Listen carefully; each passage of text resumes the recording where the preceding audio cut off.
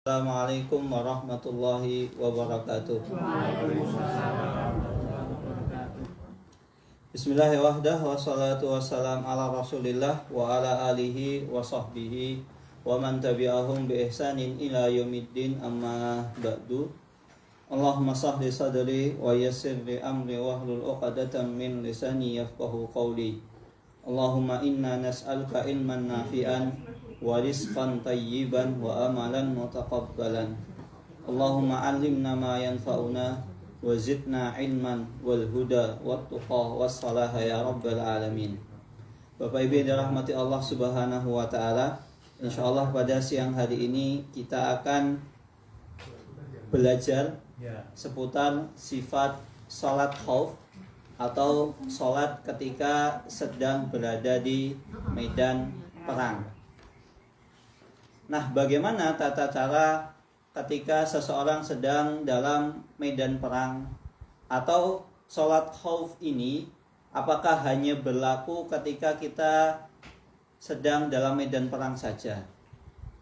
Apa juga berlaku di keadaan-keadaan lainnya?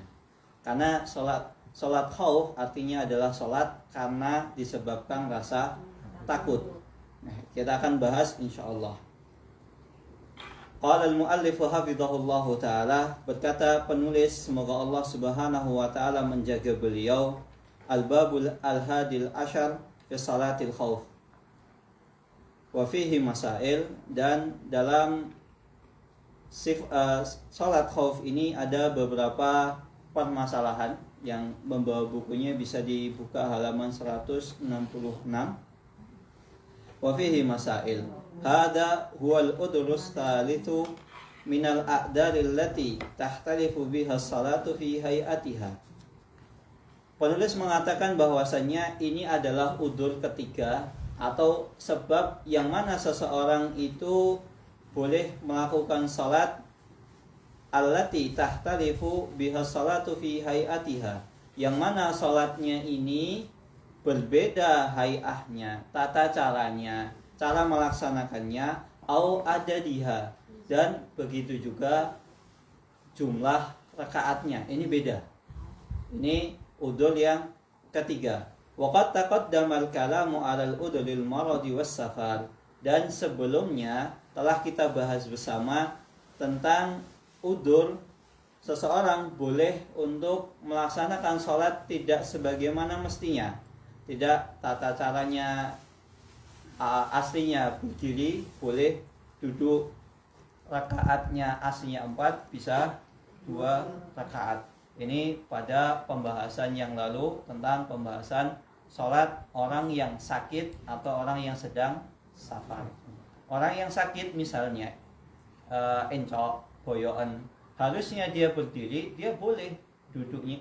Ketika sholat dia cukup duduk, bisa duduk di atas kursi, atau kalau tidak bisa duduk di atas kursi, bisa berpegangan dengan tongkat. Dan begitu juga orang yang safar, orang yang sedang bepergian, Allah Subhanahu wa ta'ala memberikan keringanan kepada orang tersebut, bahwasannya sholat yang semestinya 4 rakaat boleh dikerjakan 2 rakaat kosor. Atau sholat yang sejatinya sholat duhur itu misalnya dikerjakan sekitar pukul 11.48. Ini bisa dikerjakan nanti ketika datang waktu sholat asar, kita takhir, jamaknya jamak takhir, atau juga bisa jamak takdim. Nah, ini udzur yang ketiga, yaitu ketika khauf, ada rasa takut. Permasalahan pertama, hukmuha wa dalilu masyru'iyatiha wa syurutiha. Permasalahan yang pertama adalah hukumnya. Hukum sholat khauf ini sebenarnya apa? Wa dalilu masyru'iyatiha, dan dalil tentang disyariatkannya dilaksanakan sholat khauf ini, wa syurutiha, dan syarat-syaratnya. Yang pertama, hukmuha. Sholatul khaufi tushra'u fi kulli qitalin mubahin. Salat khauf ini disyariatkan untuk dikerjakan di setiap fi kulli qitalin mubahin, yaitu di setiap peperangan yang mana peperangan tersebut dibolehkan menurut syariat. Nah, peperangan yang dibolehkan menurut syariat itu apa? Misal kita lil kufar, ketika kita berperang kepada orang kafir non muslim, misalnya terjadi perang antara muslim dan non muslim, orang muslim dan kafir, maka ketika terjadi perang tersebut datang waktu sholat, kita boleh melaksanakan sholat khauf. Nah, Bapak Ibu sekalian, sejatinya sholat khauf ini bukan sholat tersendiri, seperti misalnya sholat sholat khusuf, sholat gerhana bulan, atau sholat istisqa, sholat meminta hujan. Nah, sholat khauf ini sejatinya sama. Dia termasuk bagian sholat yang diwajibkan, bukan sholat yang tersendiri. Ya, misalnya ketika datang waktu duhur, mau tidak mau, namanya datang waktu duhur, kita harus melaksanakan sholat duhur walaupun sedang perang. Wal buqat, dan begitu juga ketika terjadi peperangan atau kita sedang memerangi buqat, yaitu buqat pemberontak. Misalnya ada pemimpin muslim yang sah di kudeta. Kemudian sang pemimpin yang sah tersebut memerintahkan kepada kita untuk memerangi pemberontak tersebut atau orang yang berkudeta. Maka ketika terjadi perang tersebut, kita boleh melaksanakan sholat khauf. Wal muharibin, atau terjadi ada musuh yang menyerang kita. Kalau yang pertama tadi kita perang, ngajak perang. Yang kedua itu kalau kita sedang memerangi pemberontak, masuk juga misalnya ada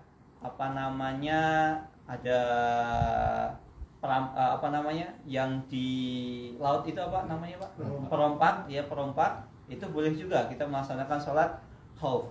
Wal muharibin, atau kita diserang oleh musuh, misalnya Amerika nyerang Indonesia misalnya muslim semua diserang sama Amerika, berani nggak Pak? Berani nggak? Ya berani loh. Angkatan darat Indonesia itu menangan loh. Amerika aja takut. Cuman Indonesia kalahnya apa sama Amerika? Kalahnya apa? Peralatan. Tapi kalau strategi menang. Strategi Indonesia itu, Kopassus Indonesia itu termasuk paling ditakuti di dunia. Kopassus loh ya. Bahkan pernah lomba tingkat internasional, lomba menembak. Tentara-tentara kita, TNI, tentara Indonesia itu banyak yang menang. Bawa juara pertama, bawa emas, biasa ya. Itu bahkan senjata bikinan Indonesia, Pindad, itu termasuk bikinan Pindad Bandung, termasuk paling bagus di dunia. Cuman ya kalau kita perang sama Amerika ya ngaca, karena peralatan kita tidak secanggih mereka. Mereka baru kemarin diproduksi langsung dipakai, kita entah produksi kapan dan lain sebagainya. Indonesia menang. Tapi saya bukan di sini mengajak kita perang, bukan. Ini misal kita diajak perang atau diserang oleh musuh, maka kita boleh melaksanakan sholat khauf. Liqaulihi ta'ala, dalilnya adalah firman-Nya, mimman yajuzu qitaluhu, yang mana seseorang itu boleh untuk memeranginya. Misal kita tadi kan ada musuh menyerang, tapi tidak setiap musuh boleh kita perangi, Bapak Ibu sekalian. Kok bisa? Bukankah kita punya musuh juga? Misal saya itu punya musuh, dari dulu saya benci sama dia, boleh nggak kita perangi kemudian kita sholat khauf? Nggak boleh. Itu musuh, apalagi musuhnya sesama kaum muslimin, nggak boleh. Kita nggak boleh saling bermusuhan di antara kaum muslimin. Jangankan bermusuhan, nggak saling nyapa 3 hari saja itu dosa, nggak boleh. Ya musuhan, tapi jangan sampai 3 hari. Syukur-syukur habis musuhan langsung baikan, langsung damai. Itu biasa. Jadi kalau kita hidup di Arab Saudi, di negara Arab tuh kayak itu biasa. Ya musuhan-musuhan antara ya kaum muslimin itu biasa. Misal kita mainan itu, gojekan ini kan mereka serius, nggak kayak kita. mereka kan bercandanya itu ya mukul-mukul beneran. Kecuali kalau mukul orang kemudian sampai melukai jarinya patah baru kena had. Tapi kalau mereka bercanda itu mukulnya nonjok beneran. Mati beneran. Nonjok beneran gitu loh. Tapi itu bercanda gitu loh. Beda dengan kita. Makanya Bapak Ibu sekalian, biasanya yang lulusan Timur Tengah itu ketika awal pulang ke Indonesia, kalau misal ngomong itu gayanya keras. Bukan karena nggak sopan, bukan. Adat istiadatnya sana. Adat istiadatnya sana Bapak Ibu sekalian. Kalau kita bercanda itu ngomongnya keras kok. Hoi, manggil, hoi. Biasa aja. Muhammad gitu. Kalau kita kayak gitu kayak ngajak perang, ngajak berantem. Misalnya biasa, seperti itu biasa. Bahkan di Yaman bercandanya itu pakai AK-47 loh. AK-47.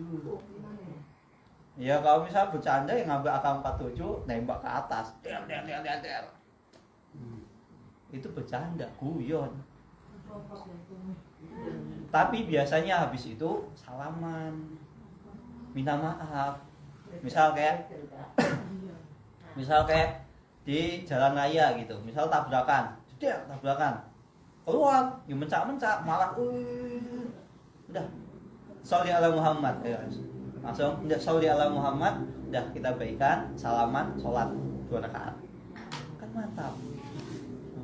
Kita kalau tabrakan jeder, wah ini padahal yang salah juga ya kita nggak mau ngakuin salah karena udahlah baik-baikan damai lah ya, walaupun kalau misalnya dibawa ke polisi ya ada seperti itu ada, tapi biasanya di sana itu ya kalau musuhan ya wis musuhan gitu loh.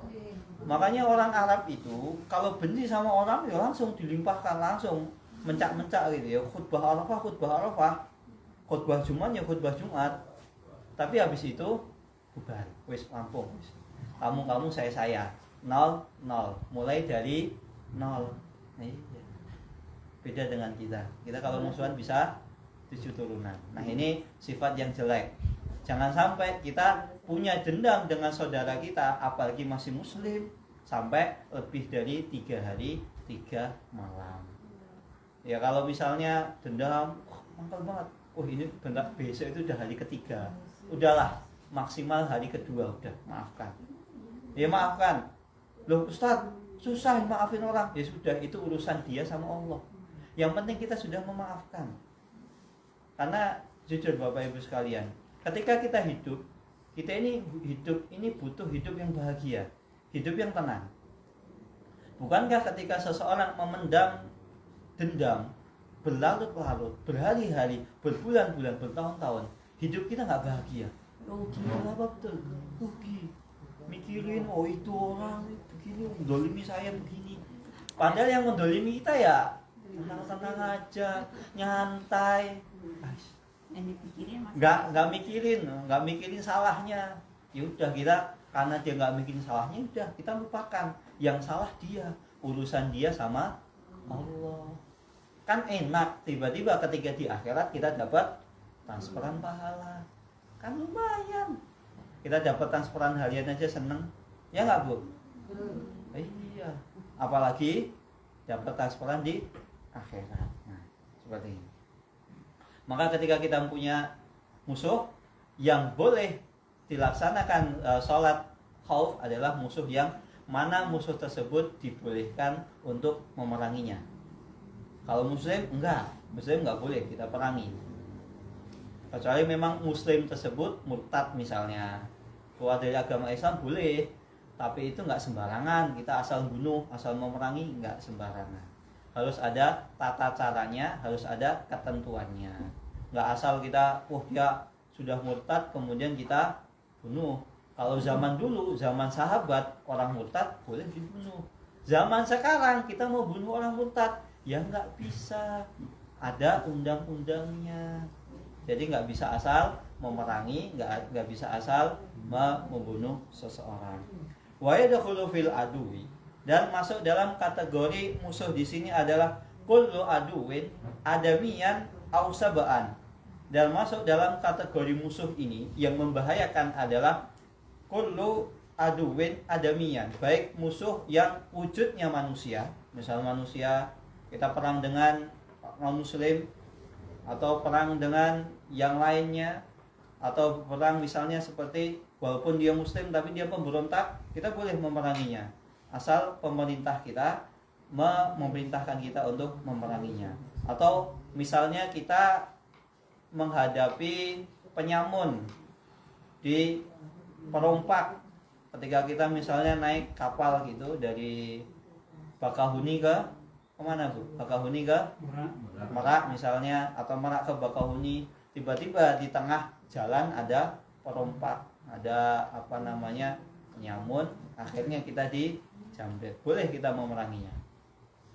Au sabaan, begitu juga musuh yang wujudnya adalah hewan buas, binatang buas. Misalnya tiba-tiba kita keluar rumah, tiba-tiba di pekarangan rumah kita isinya macan semua, dikelilingi macan semua misalnya rumah kita. Nah kita mau sholat nggak mungkin keluar nyari mati. Nah ini boleh untuk melaksanakan sholat khauf. Mimma yukhaful insan wala nafsihi minhu. Nah ini musuh di sini maksudnya kenapa dikategorikan hewan buas juga termasuk musuh yang mana seseorang boleh untuk melaksanakan sholat khauf. Karena ketika ada hewan buas, manusia itu takut kepada hewan buas tersebut.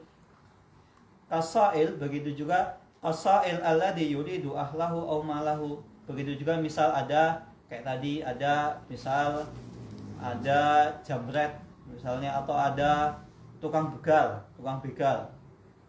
Kita misalnya perjalanan di suatu daerah, kemudian ada begal. Begal tersebut ingin membegal kita dan mengambil harta kekayaan kita serta ingin membunuh keluarga kita. Maka kita boleh melawannya. Karena Rasulullah SAW bersabda, "Man qutila duna malihi fahuwa syahid, wa man qutila duna 'irdihi fahuwa syahid." Man qutila duna nafsihi fahuwa syahid, wa man qutila duna malihi fahuwa syahid. Barang siapa yang terbunuh karena membela harga dirinya, misal karena ada orang ingin membunuh kita, maka kita akhirnya melawan begal tadi dan kita meninggal, maka kita insya Allah dikategorikan syahid. Dan begitu juga seseorang yang membela harta bendanya, misal dia karena membela hartanya mau dibegal, dia nggak mau menyerahkan hartanya, kemudian melawan dan meninggal, maka insya Allah orang tersebut syahid. Atau awil gharim adzalim ghairu dzalika, atau seseorang takut karena ada gharim, yaitu tukang penagih utang yang zalim. Misalnya yang tukang penagih utang yang zalim itu apa Bapak Ibu sekalian? Debt collector, pinjol. Ini pinjol itu kan zalim sekali itu. Pinjol itu zalim. Utangnya seberapa tapi orang satu kampung tahu. Nah, iya. Pinjaman online kan begitu. Nah, misal ada debt collector yang zalim yang memaksa kita, bahkan memaksanya itu sampai mengganggu privasi kita, mengganggu harta benda kita, mengganggu jiwa kita, maka kita boleh untuk melaksanakan sholat khauf ketika terjadi hal tersebut. Dalil masyru'iyatiha, adapun dalil tentang sebelum saya lanjutkan ada pertanyaan? Sebelum saya lanjutkan ada pertanyaan, monggo. Itu Pak, mengenai safar itu batasnya berapa hari ya? Safar itu batasnya seseorang boleh untuk mengqashar sholatnya itu adalah 3 hari 3 malam. Kalau lebih dari 3 hari 3 malam maka tidak boleh mengqashar sholatnya. Bukan safar ya. Kecuali misal dia bepergian, dia nggak tahu kapan mau balik. Atau seperti misalnya dia di tengah jalan diculik. Dia kan diculik, entah dia di mana dia nggak ngerti. Saat itu dia boleh mengqashar sholatnya. Sholat duhur 2 rakaat, sholat asar 2 rakaat, sholat maghrib berapa? 3 rakaat. Sholat isya 2 rakaat. Sholat subuh 1 rakaat. Ya 2, masa 1. Nah itu boleh. Kalau kita misalnya safar atau seperti tadi itu boleh masuk kategori dibolehkan seseorang untuk mengqashar sholatnya. Adapun jamak itu berkaitan biasanya dengan jarak tempuh. Jarak tempuh. Kemarin jarak tempuh kita boleh menjamak sholat kita berapa Bapak Ibu sekalian? 85 digenapin mawon 85. Gampang hitungnya. 85 biar gampang. 85 kilometer itu boleh menjamak sholat kita. Sini ke Magelang pinten? 40. Berarti belum nggih? Belum. Balik dari 80. Bang. Sehari memang berangkat doang gitu. Itu ngakali, Pak. Tetap masih kurang 5. Masih kurang, baru setengah. Tapi kalau di sana sampai 2 hari. Kalau di sana sampai 2 hari, ya kan perjalanannya kan nggak harus menjamak sholat. Nggak harus menjamak sholat. 40 itu cukup kok. Apalagi kalau naik motor, gas. Naik mobil aja 1,5 jam. Iya. Ya soalnya pernah ke Magelang. Ya, ternyata cuma 1,5 jam. Ya, cukup lah. Naik motor bisa sejam. Apalagi kalau tipe-tipenya itu model Valentino Rossi, ya, bisa setengah jam mungkin bisa.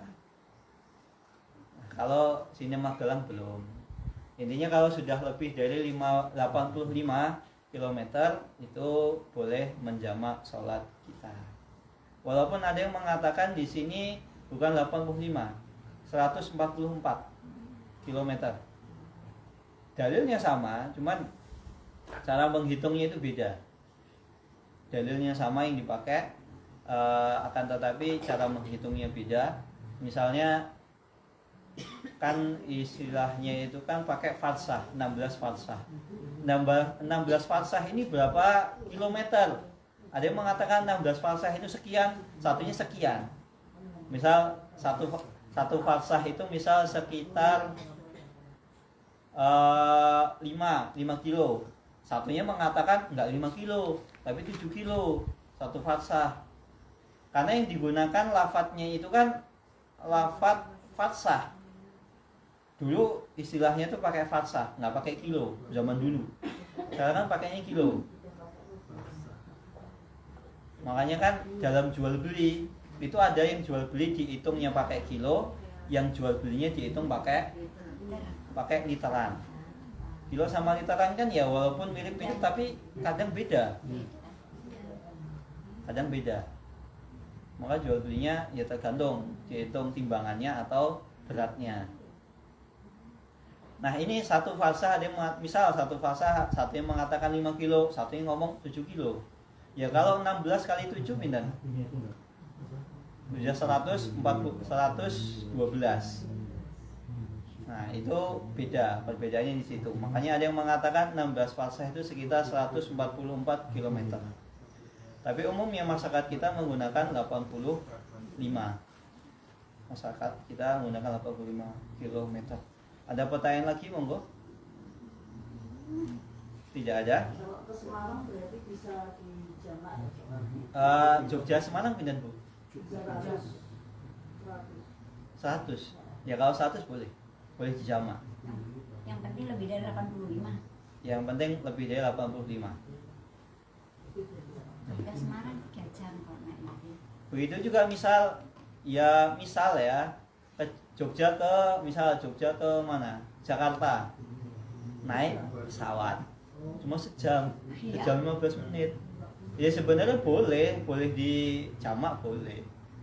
Menurut jaraknya boleh, tapi masa ya sekarang kan cuma tinggal naik pesawat, duduk, tidur bentar, bangun, udah nyampe. Masa mau jamak? Iya. Bandaranya itu yang lama buat. Nah, bandaranya 2 jam. Nah ini kan berarti lebih dari. Ya, tambah bisa. tambah 1/1 kira-kira kan telung jam. Ya bisa seseorang untuk menjamak sholatnya bisa boleh, nggak masalah.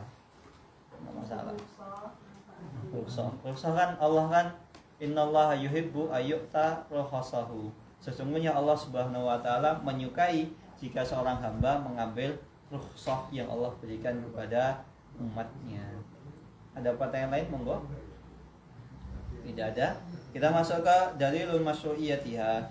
Dalil tentang pensyariatan salat khauf tersebut. Wa dalilu ala masyru'iyatiha. Adapun dalil tentang pensyariatan salat khauf, Alkitab wa sunnah wal ijma'. Dalil tentang pensyariatan salat khauf ini ada 3. Pertama Al-Qur'an, kedua hadis, dan ketiga ijma'. Ijma' para ulama. Amal kitab, adapun dalil dari Al-Qur'an, faqauluhu ta'ala, maka dalilnya adalah firman Allah Subhanahu wa ta'ala. Wa idza kunta fihim fa aqamta lahumus salata faltaqum ta'ifatun minhum ma'ak. Wahai Muhammad, wahai Nabi Muhammad, apabila engkau ada di tengah-tengah mereka, di tengah-tengah sahabatmu, faltaqum fa aqamta lahumus salat, sedangkan engkau ingin melaksanakan salat, padahal ketika itu engkau dan para sahabatmu sedang berada di tengah medan perang. Faltaqum ta'ifatun minhum ma'ak, maka hendaknya engkau dan para sahabatmu membuat sof-sof, membuat barisan. Faltaqum ta'ifatun minhum ma'ak wal ya'khudhu aslihatahum, maka hendaknya engkau membuat sof-sof bersama para sahabatmu, yang mana mereka memegang persenjataan dan dalam keadaan siap siaga. Nah, permasalahan tentang memegang senjata ini terjadi perbedaan pendapat di antara ulama. Tapi Allah Ta'ala a'lam, memegang senjata ini hukumnya sunnah, nggak wajib. Hukumnya sunnah, nggak wajib. Faidah sajadu falyakunu min waraikum. Apabila engkau dan para sahabatmu yang ada di shaf pertama bersamamu sujud, maka hendaknya wal ta'ti ta'ifatun ukhra lam yusallu falyusallu ma'aka. Hendaknya yang berada di shaf kedua maju, yang shaf pertama mundur. Nanti kita jelaskan tata cara salat khauf. Yang berada di shaf pertama mundur ketika sudah sujud. Yang shaf belakang itu maju. Yang shaf belakang ini kan ada 2 shaf. Shaf pertama sholat bersama Rasulullah, shaf kedua nggak sholat, jaga, nunggu. Karena namanya perang, bisa jadi dari belakang diserang musuh. Jadi harus ada jaga-jaga yang menjaga. Jaga-jaga, nggak semuanya sholat. Walaupun memang tata cara sholat khauf ini ada beberapa tata cara, tapi di kitab ini hanya disebutkan 1 tata cara. Ada sekitar 4 tata cara sholat khauf. Insyaallah nanti kita jelaskan. Nah, di sini kenapa yang shaf kedua itu nggak ikut sholat? Karena untuk jaga-jaga. Siapa tahu ada musuh menyerang. Namanya orang sujud, nggak mungkin bisa lihat musuh datang. Kalaupun tiba-tiba tahu gendandapan, Bapak Ibu sekalian, kaget, gelagapan, apalagi nggak ada yang siap siaga, maka shaf pertama sholat bersama Rasulullah, shaf kedua menjaga. Nah, ketika shaf pertama sudah sampai sujud, shaf pertama itu mundur, shaf yang kedua maju. Fal yusallu ma'aka wal ya'khudhu hidrakum wa aslihatahum. Nah, yang shaf pertama tadi kan mereka mundur, kemudian ngambil senjata, tapi ini sunnah, boleh enggak? Dan siap siaga. Jadi sholatnya kan yang shaf, saya jelaskan sedikit. Jadi yang shaf pertama mundur, shaf kedua maju. Misal Rasulullah SAW sholat sudah sampai sujud, yang shaf kedua maju ikut sholat Rasulullah SAW, sehingga yang shaf kedua itu dapat keutamaan salam. Shaf pertama yang mundur dapat keutamaan takbiratul ihram bersama imam. Nah, berarti sholatnya berapa rakaat Bapak Ibu sekalian? 2. Sholatnya Dua. satu. Satu, baru satu. Baru satu. Yang sholat 2 rakaat itu Rasulullah. Rasulullah. Oh. Tapi ada yang mengatakan ya.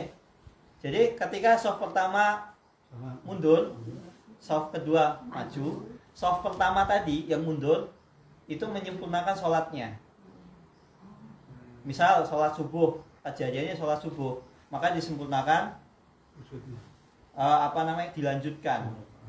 Jadi yang shaf pertama tadi mundur, sholat sendirian, nggak bersama Rasulullah. Rasulullah sholat bareng yang Yang shaf kedua. Ada yang mengatakan yang shaf pertama mundur, kemudian menyempurnakan sholatnya sendirian, nggak sama Rasulullah. Pas posisi seperti itu nggak ada yang jaga. Nggak ada yang nungguin, nggak ada yang Nah, ya. ini kalau keadaannya aman, Oh, keadaannya aman. Tapi kalau misal keadaannya genting, maka sholat sebisa mungkin. Ya, shaf pertama mundur, yaudah jaga-jaga. Shaf kedua maju. Sebisanya itu ya Ustaz, ya? Sebisanya. Nah itu sholatnya sama. Jadi kan saya katakan tadi yang pertama, yang shaf pertama itu kan mundur, menyempurnakan sholatnya. Misal sholatnya subuh ya 2 rakaat. Kalau kejadiannya misalnya itu di sholat isya, maka shaf pertama sholat bersama imam 2 rakaat. Kemudian imamnya itu kan duduk Dia salah. i'tidal. oh, iya.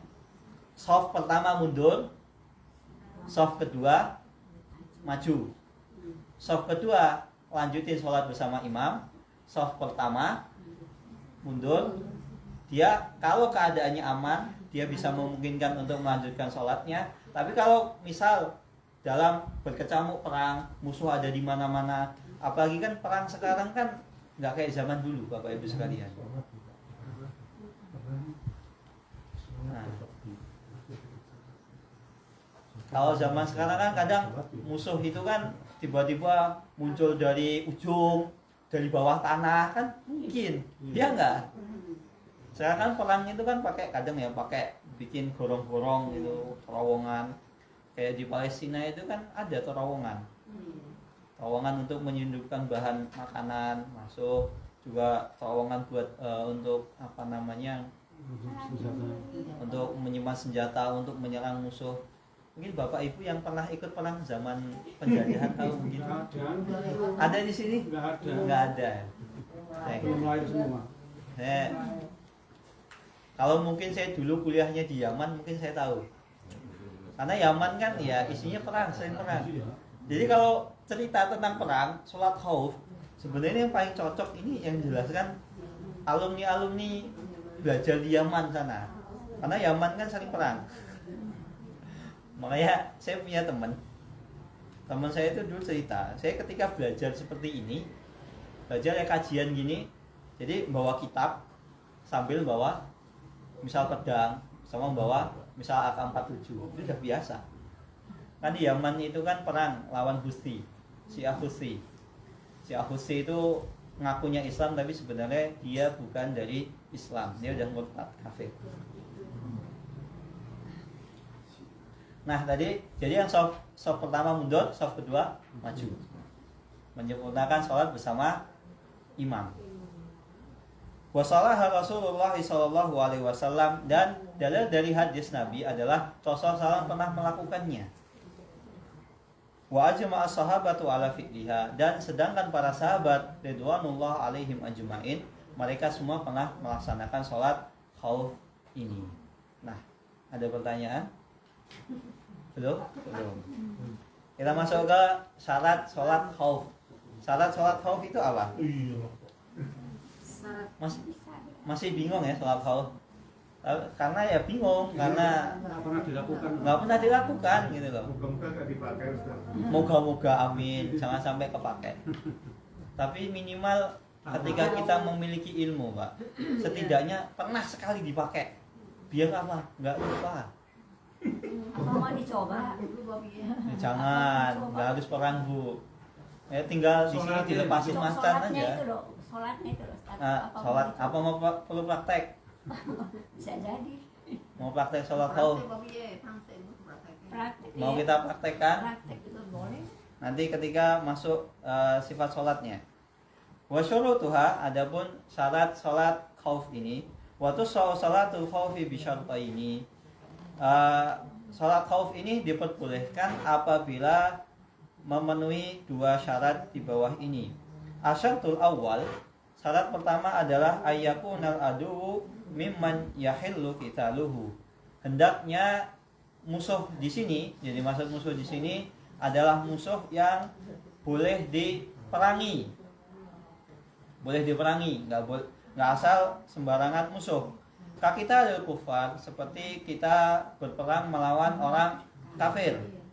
Wal bughat, atau orang yang memberontak. Misal ada orang yang memberontak, maka kita boleh memerangi orang tersebut. Bahkan kita memerangi pemberontak itu berpahala. Memerangi pemberontak itu berpahala. Tapi jangan sampai negara kita ada pemberontakan, kudeta. Itu naudzubillahi min dzalik. Enggak enak dong. Ya walaupun ya pemimpinnya begini dari dulu, ya sabarlah. Karena kalau mau diganti ya nunggu 5 tahun, 5 tahun ya begitu lagi, ya sudah. Kita doakan yang terbaik. Semoga para pemimpin kita mendapatkan hidayah dari Allah. Allah jaga mereka, Allah ingatkan mereka. Kan kasihan kalau pemimpin kita ini nggak Allah ingatkan, nanti di akhirat nyesel. Coba bayangin, menanggung 2.700.000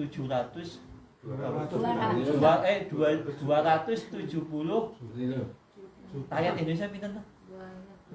Yang jelas itu ketika saya SD aja udah 250. Sekarang saya udah lulus kuliah, nggak tahu sekarang berapa. Anggap aja ya 300 juta gitu ya. Coba bayangin nanggung orang 300 juta, kasihan. Satu rakyat. Pak, dulu saya ini di daerah terpencil ya. Kenapa saya nggak dapat bansos? Tanggung jawab di akhirat, pahalanya diambil.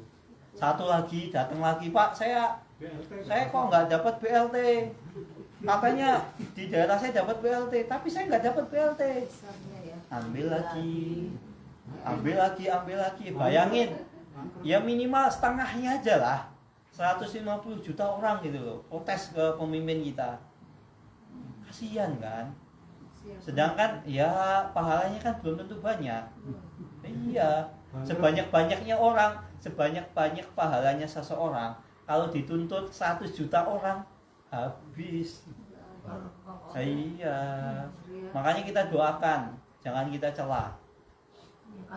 Kasihan, orang kasihan itu didoain, bukan diejek gitu. Orang kasihan itu bukan disyukur-syukurin, didoain. Semoga cepat sadar, Pak. Kasihan saya lihat jenengan itu.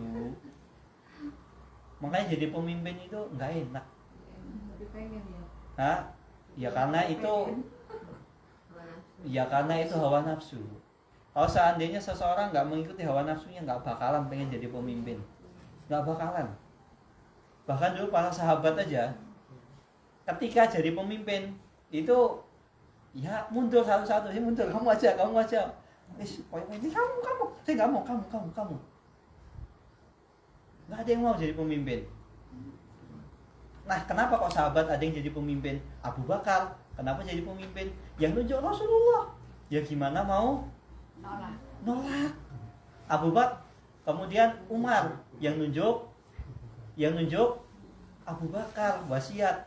Setelah saya meninggal, yang jadi pemimpin kalian, khalifah kalian adalah Umar. Ketika Umar sebelum meninggal, dia berwasiat 6 orang.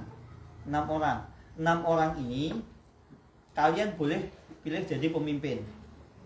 Tapi satu di antara mereka ini nggak boleh jadi pemimpin. Siapa? Abdullah bin Umar. Tunjuk anaknya sendiri. Anak saya tak tunjuk jadi calon pemimpin, tapi nggak boleh jadi pemimpin. Terus gunanya apa? Sebagai saksi. Jadi anak saya ini jadi saksi, syahidnya. Akhirnya 5 orang ini poyak-poyakan, maju-majuan. Ayo kamu aja, kamu. Enggak, kamu aja. Ah, saya nggak kuat deh, kamu. Akhirnya yang maju siapa? Yang terpilih siapa? Utsman. Ini melalui rapat. Akhirnya rapat Dewan Syuro, 5 orang ini rapat merumuskan yang terpilih adalah Utsman. Kemudian setelahnya Ali. Ali bin Abi Thalib. Ali bin Abi Thalib meninggal. Ya itu sudah perang. Itu karena fitnah ketika itu. Karena ada fitnah. Jadi ada ya pengen menguasai jabatan itu. Jabatan itu suatu hal yang menggiurkan. Tapi sebenarnya kalau kita pikir apa namanya? Hisabnya banyak. Lawang kita jadi kepala rumah tangga aja udah puyeng, bagi jadi presiden. Mikir anak maksiat nanti saya dihisap. Lihat anak perempuan, anak kita nggak pakai hijab, nanti ditanyain di akhirat, kenapa anak bapak dulu ketika hidup nggak mau pakai hijab, nggak pakai jilbab? Ya nggak apa-apa, sumo. Ya nggak ada alasan sumo, nggak ada. Nah, kalau asalnya sumo, malaikat nyo takai, takai apa? Api neraka, ben sumo sekalian. Ustadz pusing apalagi saya gitu. Nah, iya. Ilmunya pusing. Kan gak enak gitu loh. Dari kepala rumah tangga aja udah hisapnya banyak. Bisa jadi kita dapat dosa dari istri, anak perempuan, adik perempuan kita bisa. Ya kalau ngitung yang enak-enak ya itu udah maklum, Bu. Ya kalau ngitung yang enak maklum, itu udah biasa gitu loh. Orang ngitung yang enak itu biasa. Tapi orang yang menghitung yang nggak enak itu yang luar biasa. Makanya sahabat Hudzaifah bin Yaman itu pernah dipuji oleh Rasulullah SAW. Wahai Hudzaifah, kamu ini kalau nanya itu nggak pernah nanya yang baik-baik gitu loh. Nanya misalnya nggak enak gitu loh. Ya Rasulullah, orang munafik itu kayak apa? Gitu. Ya Rasulullah, apakah saya orang munafik? Ya padahal sahabat tahu nggak mungkin Hudzaifah bin Yaman orang munafik. Jadi kalau nanya itu yang nggak enak. Ya Rasulullah, dosa yang paling besar itu apa? Bukan dosa yang paling pahala yang paling besar gitu loh. Karena paling besar ya orang maklum berbakti kepada orang tua, jihad fisabilillah. Tapi terkadang di sana ada dosa besar, kita nggak sadar loh. Kelihatannya remeh, ternyata dosanya besar. Kelihatannya itu remeh, ternyata dosanya sepenuh bumi dan langit. Contohnya apa? Ngambil tanah orang gitu loh.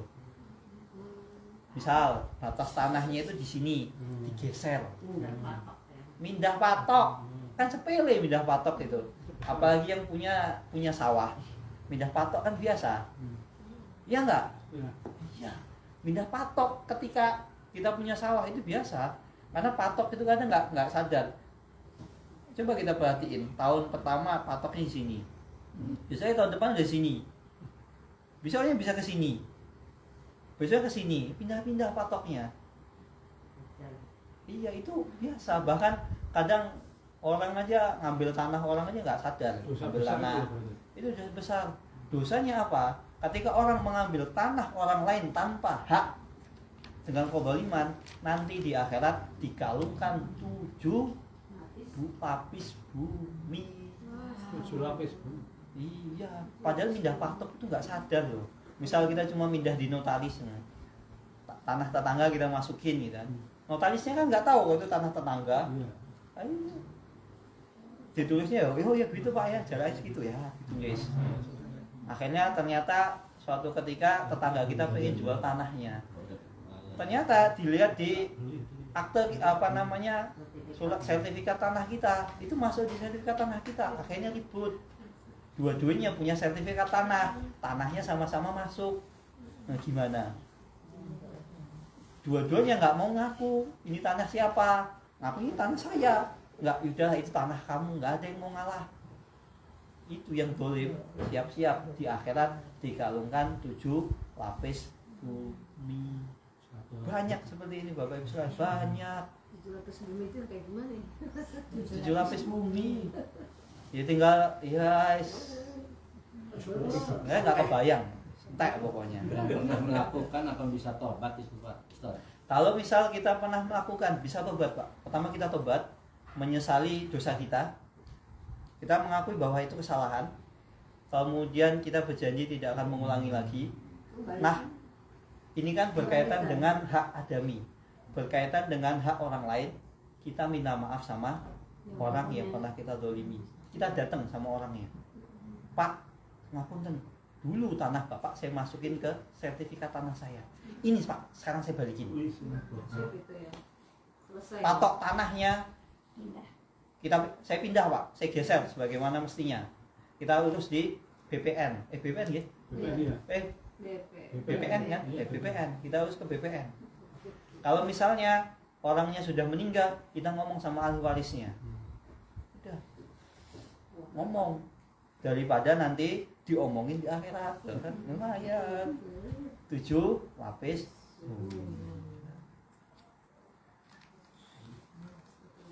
Nah, enak kamu. Kita lanjutkan wal buwat wal muharibin kama sabaqa, dan muharibin yaitu orang yang memerangi kita sebagaimana yang telah terdahulu. Kemudian syarat yang kedua adalah ayyukhafu hujumuhu 'alal muslimina halas salat. Yang kedua syaratnya adalah hendaknya musuh tersebut itu ditakuti. Ditakuti apa? Bisa jadi musuh tersebut menyerang kita ketika kita sedang sholat. Maka kita dibolehkan melakukan sholat khauf. Shaf pertama mundur jaga-jaga, shaf kedua yang tadi jaga-jaga maju sholat bersama imam. Sholatnya cuma 1 rakaat. Itu kalau sholatnya 2 rakaat. Kalau misalnya sholatnya 4 rakaat kayak isya, kemudian asar, zuhur, itu sholat sama imamnya masing-masing 2 rakaat, sehingga yang sholatnya 4 rakaat sempurna hanya imamnya. Itu bisa dipahami? Alhamdulillah. Ada pertanyaan? Ustaz, di sini sholat khauf itu kan karena peperangan ya. Kalau misalnya kita di hutan itu juga takut pakai khauf bukan? Kalau misal kita di hutan, kemudian takutnya bukan dibuat-buat, bukan takut karena jin. Bukan. Karena kan kadang di hutan kan ada penunggunya gitu misalnya. Nah, misal ya kalau kita benar-benar takut dan musuh itu yang kita takutkan memang benar-benar ada. Misal ada macan, ada singa, ada ular, maka kita boleh sholat khauf. Itu kalau memang benar-benar ada. Tapi kalau misal kan syarat kedua ini kan ditakutkan dia menyerang musuh tersebut. Misal kita punya singa kita jinak, boleh nggak kita sholat khauf? Nggak boleh. Binatang gitu. Iya, walaupun sama-sama singa, walaupun sama-sama anaconda misalnya, walaupun sama-sama macan, ini satu jinak satu buas, kan nggak ditakutkan menyerang. Nah, maka kita sholatnya ya tetap sempurna. Apa yo? Misal ular piton ada di depan kita dan nyata, bukan buat bikin-bikinan. Misal kita lewat di suatu tempat, misal di hutan Kalimantan, datang waktu sholat. Nah, kemudian kita mau sholat. Nah, ketika dilihat di tanahnya itu ada bekas ular atau bekas pijakan singa, harimau. Jadi itu beneran gitu loh. Wah, berarti di sini itu ada macan, ada singa, ada ular. Bahkan kan katanya di pedalaman hutan Kalimantan itu ada ular yang bukan piton Pak, lebih gede dari piton. Anaconda. Lebih gede dari anaconda. Jadi masuknya itu ke ular purba, ular zaman dulu. Bahkan konon katanya ya, wallah bener apa enggak? Terkadang ular tersebut itu muncul. Bahkan ada ular yang kelihatannya itu kayak batang kayu gitu, gede gitu, kayak mati. Ternyata ular tersebut hidup. Dalam hutan. Iya, itu ada di pedalaman hutan Kalimantan. Saya kurang tahu di mananya. Dan biasanya banyak kayak gini tuh di hutan Amazon. Karena saya kebetulan pernah ya lihat, jadi belajar tentang kehidupan hutan-hutan di dunia kayak Amazon, hutan Kalimantan. Itu ada hewan-hewan buas apa saja sih di sana? Yang umumnya kan ya apa namanya ya, ular-ular biasa. Ternyata di sana konon katanya itu ada ular yang memang gede. Bahkan ada sebagian masyarakat yang tinggal di pesisir sungai Mahakam ya. Karena di Sungai Mahakam itu ada ular gede banget. Kadang-kadang muncul. Kan Sungai Mahakam itu kan udah kayak laut ya. Udah kayak laut. Makanya ular gede itu masuk akal ada di situ. Bahkan beberapa kali ada yang ketemu dengan ular tersebut. Saya lupa istilah ularnya apa gitu. Lebih gede dari anaconda, dari piton. Kalau itu misalnya emang benar-benar nyata, oh ya kita boleh sholat khauf. Bukan cuman misalnya kita nemu bulu, kayaknya bulu singa, ternyata bulu kucing gitu ya, beda, nggak boleh. Itu kalau benar-benar nyata, benar-benar ada gitu loh buktinya. Tapi kalau nggak ada ya nggak usah sholat khauf. Kita tetap sholat sebagaimana mestinya. Takut sama istri nggak boleh sholat. Takut sama istri ya nggak boleh.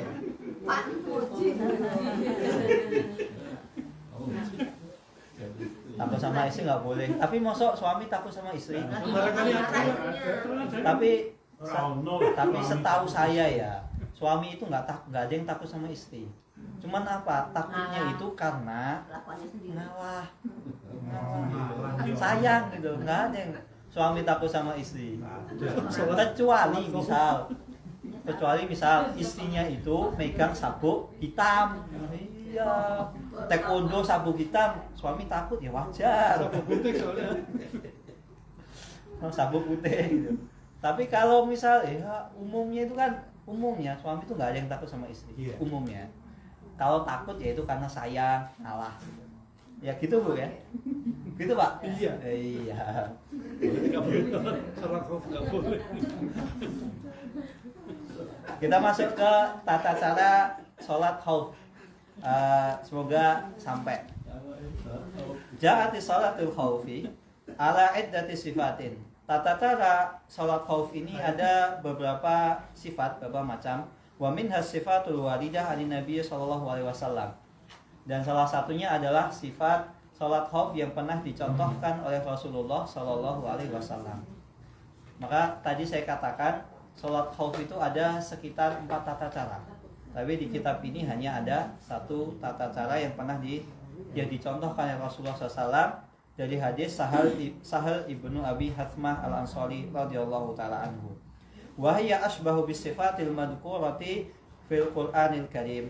Dan sifat ini, tata cara ini seperti sebagaimana yang disebutkan pada dalil Al-Quran tadi yang sudah kita baca, yaitu surat An-Nisa ayat 102. Wa fiha ihtiyatul lis-shalat, yang mana dalam tata cara sholat tersebut itu ada ihtiyatun lis-shalat, sebagai penjagaan atas sholat kita. Karena tadi kan ada satu yang jaga, satu yang sholat. Wa ihtiyatun lil harbi, dan satu ada yang jaga-jaga untuk perang.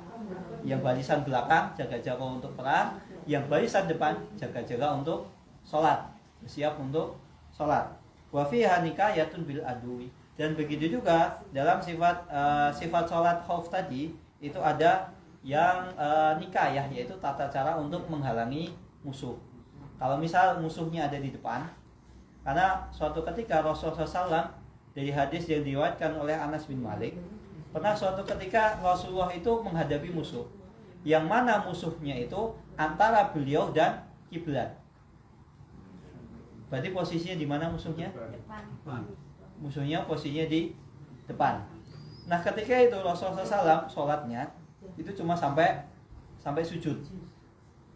Jadi ketika sujud, yang shaf pertama itu mundur, shaf kedua maju.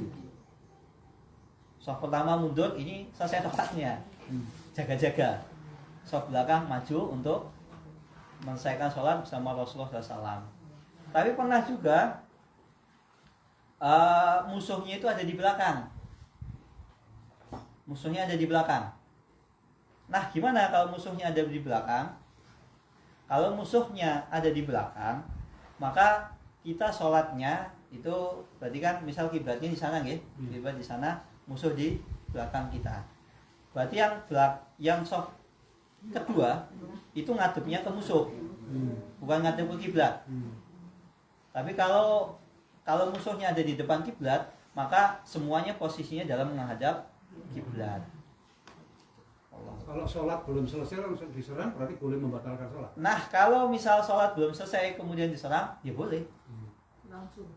Boleh. Tapi setidaknya begini, Pak.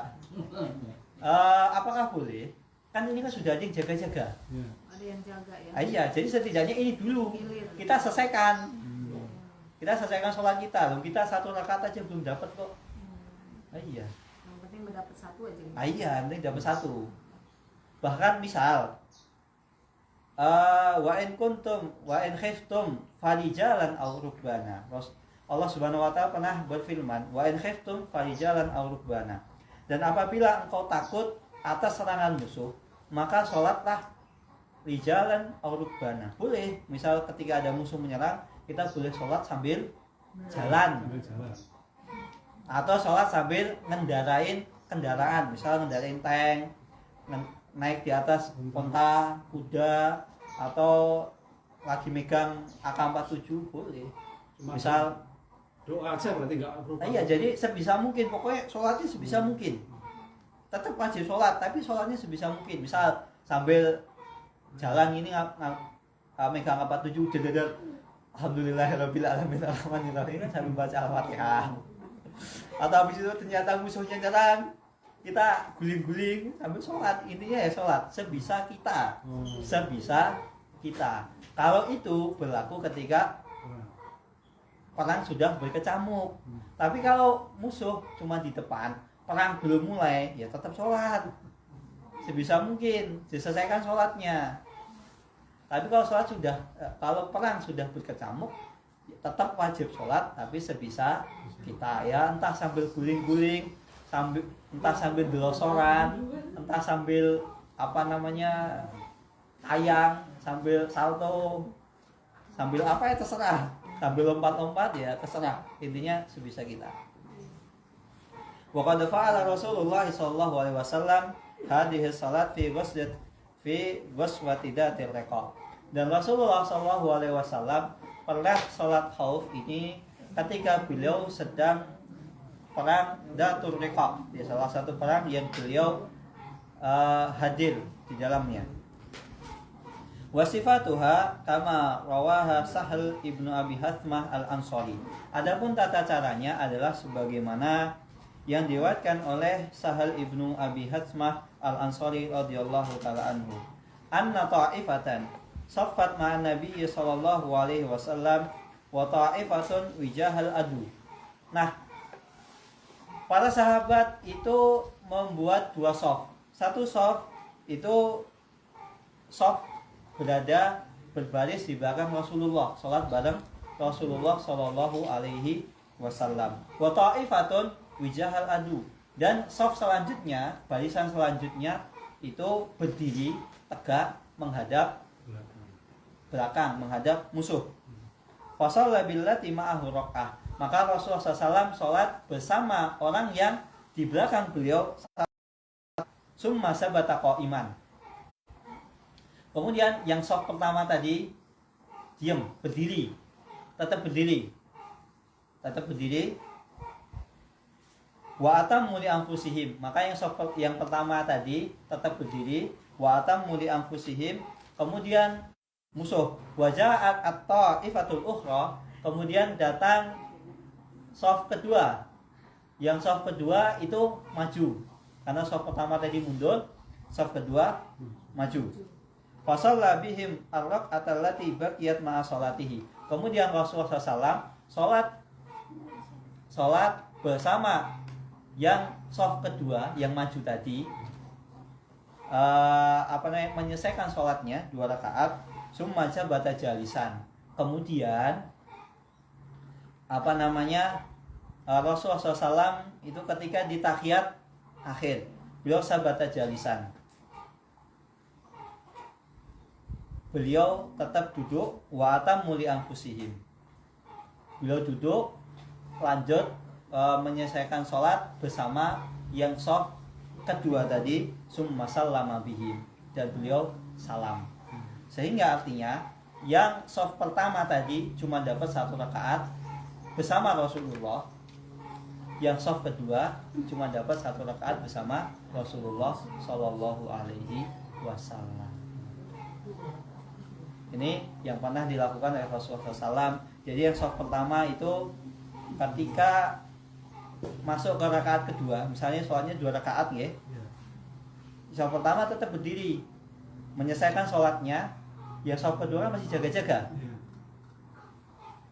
Kemudian dia selesai, shaf pertama selesai, dia mundur, shaf kedua maju, sholat bersama Rasulullah Shallallahu Alaihi Wasallam. Rasulullah SAW yang shaf kedua menyempurnakan sholatnya, karena sudah ada yang jaga-jaga.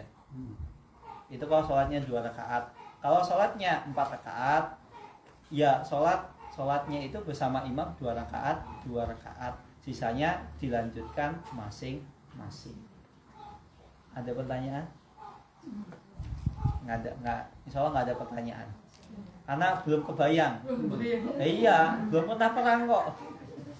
Kalau sudah pernah perang, insya Allah ada pertanyaan. Iya. Pak Ahmad ikut perang Pak? Belum ya? Belum. Tahun 45 belum lahir. Oh, 45 belum lahir. Belum. Tak bayangkan sholatnya aja. Bayangkan sholatnya aja. Ya. Yang maju sama mundur itu aja. Atau barangkali kan setidaknya kalau tahun 45 belum lahir, setidaknya kan ketika tahun 65 ketika PKI, G30 SPKI mengganas, siapa tahu kan ketika itu jadi perang. Saya kan nggak tahu, saya belum lahir. Oh gitu. Oh iya, ibu-ibu Madiun ya. Oh ya. Ya. Ada lampu itu di dalam gentong. Nah itu apa? Itu untuk semuanya, kita nggak berani ngomong. Padahal ada dicolong barangnya. Masih kecil-kecil dulu di bawah semua. Yang lewat hanya pesawat. Nah, siapa tahu dulu kan ya bisa aja kan, itu kan posisinya kan kau siapa tahu keluar takut diculik mati. Ya boleh sholat. Tapi waktu itu ya nggak ada yang tahu sholat. Waktu Itu itu masalahnya. Belum belajar ya, Belum. belajar. Berarti belum sempat praktekin ya. Iya, Belajar. Ya semoga kita nggak mau praktekan lah. Karena kalau saya tahun 65 saya belum lahir. Bapak saya aja baru lahir, apalagi saya. Saya 30 tahun kemudian baru lahir. Ada pertanyaan Bapak Ibu sekalian? Kalau misal ini kan menghadapi musuh ya, menghadapi hewan buas atau apa gitu, monggo kalau ada pertanyaan sebelum kita tutup. Insya Allah pekan depan kita masuk ke pembahasan sholat Id, sholat Idul Adha dan sholat Idul Fitri. Masalahnya apakah sholat Idul Fitri harus bersama pemerintah, harus sama semua, nggak boleh satunya Senin, satunya Selasa, satunya Rabu, satunya Kamis, apakah seperti itu? Insya Allah kita bahas pada pekan depan. Tidak ada pertanyaan, kita tutup dengan doa kafaratul majelis. Subhanakallahumma wa bihamdika asyhadu an la ilaha illa anta astaghfiruka wa atubu ilaik. Wassalamualaikum warahmatullahi wabarakatuh.